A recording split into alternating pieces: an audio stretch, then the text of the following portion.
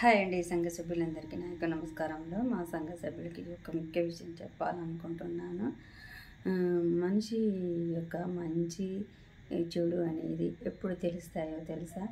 మనిషి చనిపోయినప్పుడు మాత్రమే. మనిషి చేసే మంచి పనులు, తను చేసిన ఏ పనులైనా కూడా చనిపోయినప్పుడు పలానా వ్యక్తి చనిపోయిండు, చాలా మంచి వ్యక్తి, మంచి వ్యక్తులు తొందరగా చనిపోతారు, ఎవరితో గొడవ పెట్టకపోయేది, అందరితో బాగుండేది, మందలు ఇచ్చేది, చాలా సరదాగా ఉండేది అనుకుంటారు. అదే చెడు చేసిన వ్యక్తుల్ని మంచిగానే పోయినలే, ఉన్న వీడి భూమికి భారం అని అనుకుంటారు. అట్లా చెడ్డ పనులు చేసి ఒకటి అనుకోవడం కాదు, తను చనిపోయినా కూడా తన కోడళ్ళు పీటలు కొడుకులకు కూడా చెడ్డ పేరు ఉంటుంది. అందుకే మనుషులు బతికినంతకాలం మంచి ఎదుటి వాళ్ళకి చెడు చేయకుండా, చాలా మంచి పనులు కాకపోయినా కూడా వీలైనంత వరకు మనది మన వరకు మంచిగా బతికితే మంచి పేరు ఉంటుంది, చెడ్డగా బతికితే చెడ్డ పేరు వస్తుంది. అప్పుడు అనుకుంటారు జనాలు, చనిపోయినాకనే అనుకుంటారు పలానా వ్యక్తి గురించి మంచి పనులు చేసింది మంచిగా, చెడ్డ పనులు చేసింది చెడుగా అనుకుంటారు. ఒక్కొక్కరు తెగించిన వాళ్ళు ఏమంటారంటే, నేను చనిపోయినప్పుడు చూసిస్తాను అని కొడుకులకు చెప్పుకుంటూ చేసే ఆడోళ్ళు మగోళ్ళు ఉన్నారు. అలాంటి వాళ్ళు, మేము చనిపోతే చూడొస్తాను, ఎవరు తీసుకుపోయి కాలు ఎత్తింది మాకేం కాదు, ఎట్లయితే అట్లా అనుకుంటారు. కానీ అది కాదు గొప్పతనం. మనం చనిపోతే నలుగురు ఏడవపోయినా పర్వాలేదు, కానీ నలుగురు తిట్టుకోవద్దు. మన గురించి నలుగురు ఏడవకున్నా ఏం పర్వాలేదు, కానీ అయ్యో మంచి వ్యక్తి చనిపోయిండు కదా అని నలుగురు అనుకుంటే చాలు.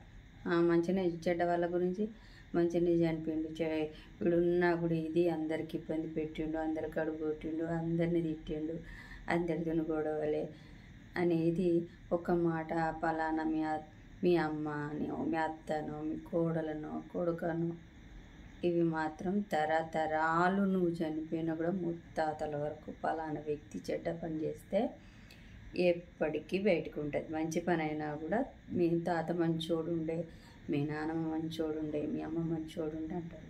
అదే చెడ్డవాళ్ళు అయితే మీ నాన్నమ్మ అమ్మో ఎంత గెయ్యాలది, ఎట్లుండేట్టు, మీ తాత బొప్పిసినారు ఎట్లుండేటోడు, ఏమని పడతామని తిట్టేటోడు అంట. కొడుకులైనా కూడా ఎంత మనం చేసే ప్రవర్తన బట్టి మనిషి చనిపోయినప్పుడు అనుకుంటారు.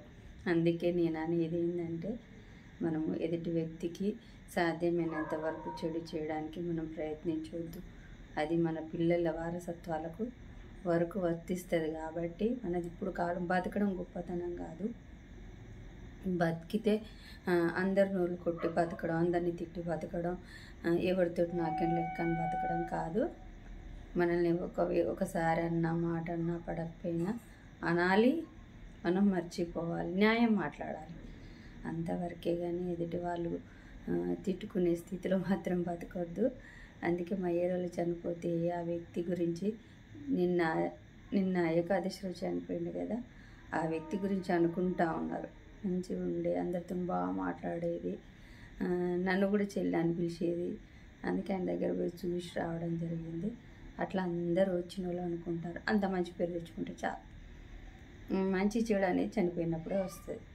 అంతేనా అండి? మీకు ఈ వీడియో నచ్చినట్లయితే లైక్ చేసి సబ్స్క్రైబ్ చేయండి. బాయ్ మరి.